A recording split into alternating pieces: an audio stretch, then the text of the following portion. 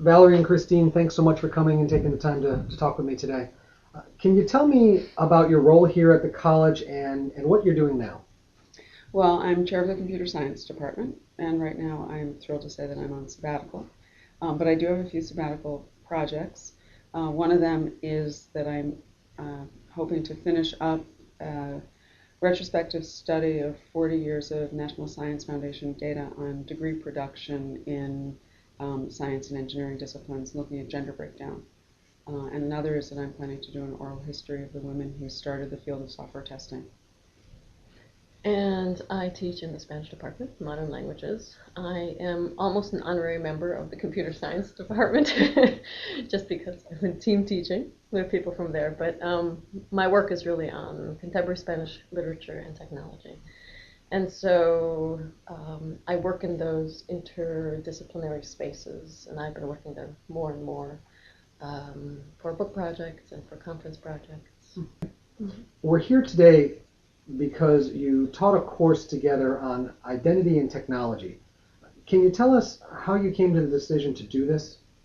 Well, sometime back, Doug Klein had a pool of money available for people from different disciplines to team teach to develop interdisciplinary courses. And so we talked about possible overlap between our various areas of interest, and with Christine's interest in uses of technology in the classroom, and she does a lot of work with wikis and YouTube and all sorts of things, and my experience as a computer scientist with the technology, we thought it would be interesting to create a course that would let us pull some of that together, and identity and technology seemed like an interesting topic, and one that was particularly relevant for this generation of students who are so immersed in technology every moment of their day.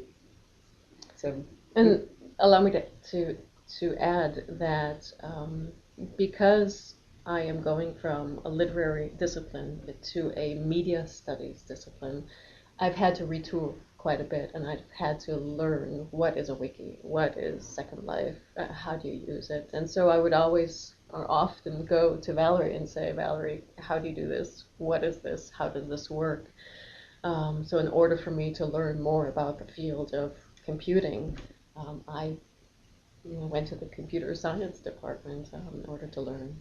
So that's how many of these conversations began as well. Had either of you team taught before? Nope. I have never team taught, so it was challenging. I mean, you become much more self-conscious when somebody is watching you teach, as with having a camera in the classroom, which I also had never done or wanted to do. I think in that sense it was very good. It's a learning experience because you become more self-conscious of your teaching methods, and whether you achieve the goals that you are trying to achieve. When somebody tells you didn't quite make it, you really do have to think twice and think about your teaching style. Since then, I've also team taught with Christina Stricknitz from computer science, and we have taught a course on gaming, and that was a really interesting experience as well. Now, what were you doing in this course, and why did you decide to use Second Life as a part of it? Well, since the focus was on identity and technology, what we wanted was for the students to really be able to explore construction of identity, to get a sense that you're not just born into an identity and you have that your whole life, but that identity is constructed and it's malleable.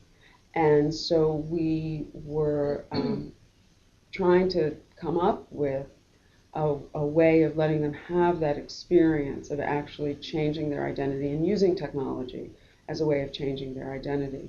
So Second Life fit the bill as an environment where the students could go in and construct different identities and explore both how they had to present themselves to try to be convincing, and also analyze who they thought the people were behind the avatars with which they were interacting in Second Life. So they could really look at both dimensions of perception of identity and construction of their own identity.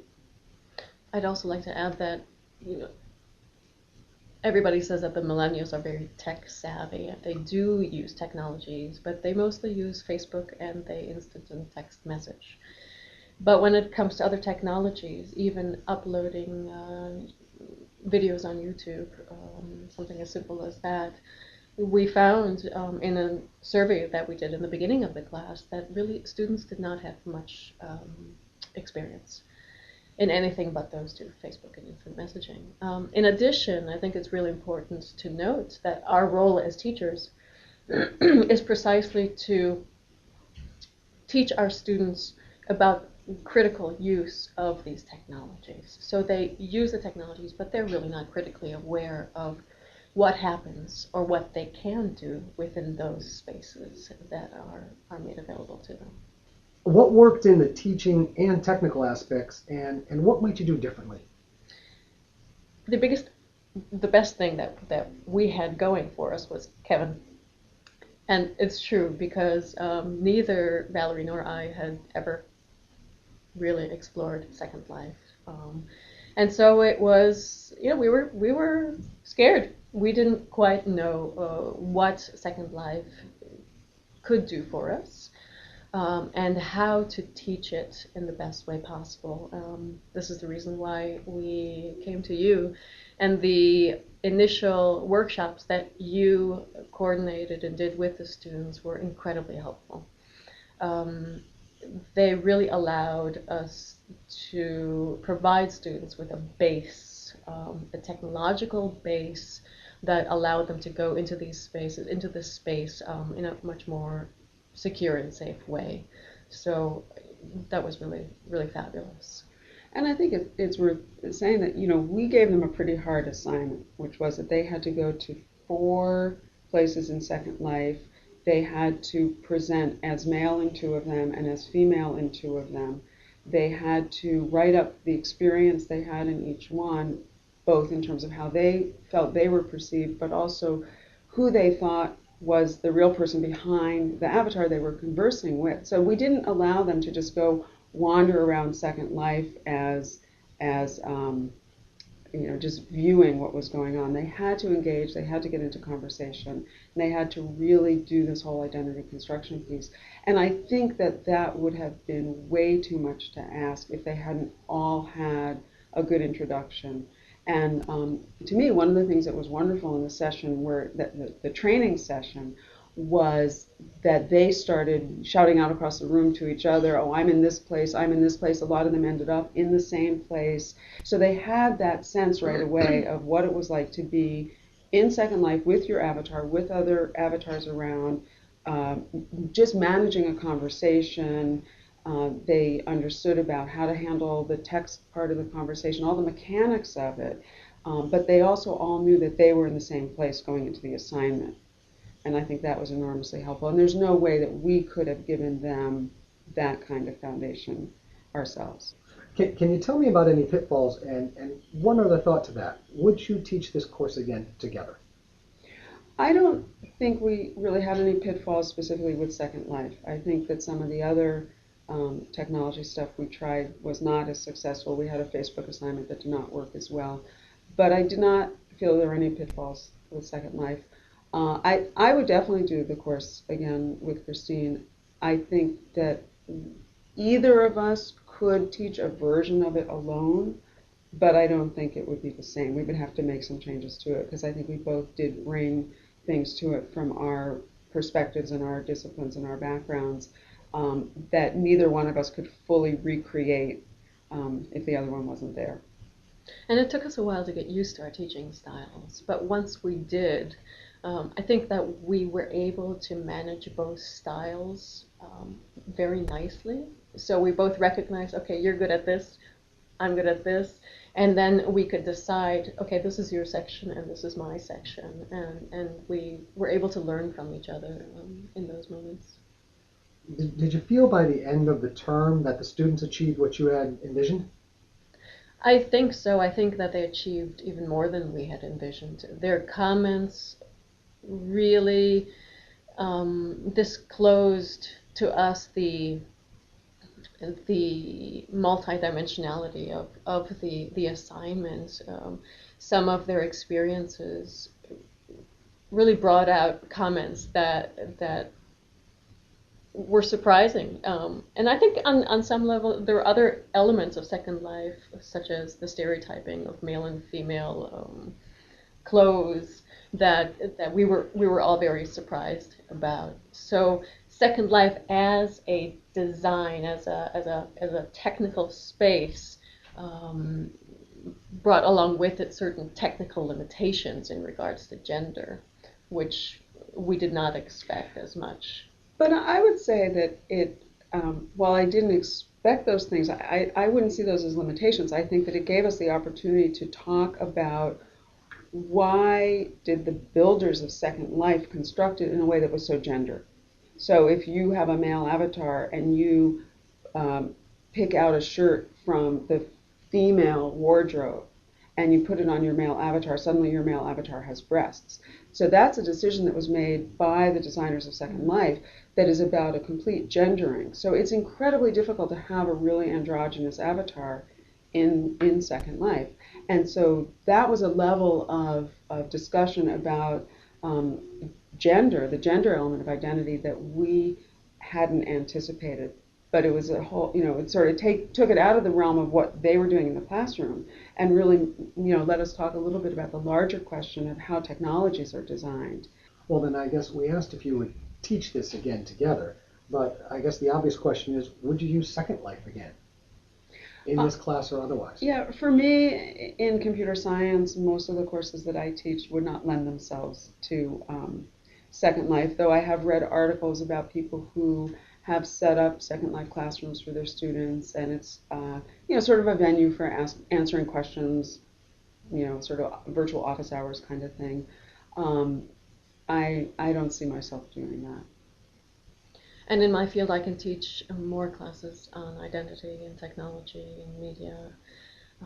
And so I can see going into Second Life again for either a media studies course or a literature course where you really go into the space and you discover how novels have been made to come alive, made to come alive in these spaces. The one thing interesting for me is that I've reviewed grant proposals where people have proposed using Second Life as a venue for, using the sort of teen Second Life as a venue for trying to engage middle school students who are somewhat distant from a college campus, to engage them in using technology. And I have to say that I felt that I could read those more critically now that I've had this experience, and I had a lot more questions about whether or not that actually would work than I would have had if I hadn't had this experience. I think that without having had this experience, I would have been more likely to say, cool, great, really interesting use of technology, let's give them money. And now I'm much more inclined to say, there's a lot of support that's required, and you can't take a group of kids, drop them into Second Life, in September, and then have them not use it at all until April, and then expect them to, over a weekend, be right back at it for their next enriching experience. It doesn't work that way. There's, if you're away from it, there's a learning curve when you come back, and, it's not the panacea for every, kind of distance learning problem that ever existed. It has some real value, but it doesn't solve, every problem that we face educationally. And for me as well, this experience in Second Life has made me aware of the self-conscious use of technological spaces in education. In other words, what was most important was to teach students the value of these different spaces, not only in the construction of identity, but in the construction of themselves as students, of learners. What can they learn when they go into a specific site? And how can they critically think and creatively think about these sites instead of just going in there for fun? What can a particular site, a particular space contribute to their lives, whether that is personally, whether that's socially or professionally? Just out of curiosity, I know we're wrapping up. Have you heard people, when you talk about Second Life, either in this class or outside, talk about it, oh, isn't that a game? And how do you speak to that? I think that people who've never used it see it as being totally a game and completely fake. And that was really brought home to me when I had a discussion with someone about the space that exists in Second Life for people with Asperger's, because it gives them a safe space to learn emotional cues. And particularly because it's text-based and you have to literally spell out either in text or with an emoticon what the emotion is that you're trying to convey with your phrase, it can be very valuable for people who don't pick up easily on social cues and have to learn that. And the person I was speaking with was just adamant that this was of no value at all, that this was just a fake world, it was completely game-like, and nobody could get any value out of it at all. And I think if you've never tried going in and you've never actually had a conversation with somebody, it is hard to recognize that those are real conversations. We're quick to dismiss it as fake because it's electronic, but in fact there is a real person behind every avatar, and so you are having a conversation with a real person, and they could be faking who they are as much as the person standing next to you at a bar can fake who they are. So it's not more or less real, not more or less fake, because it's electronic. And I think that ironically, virtual spaces can materialize what we are trying to teach. Christine and Valerie, thank you so much for taking the time to be with us today. Thank you, Kevin. Thanks.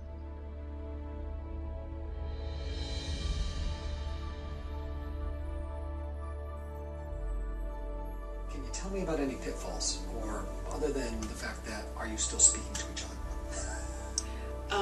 I Let me do that again. I was going to try to answer some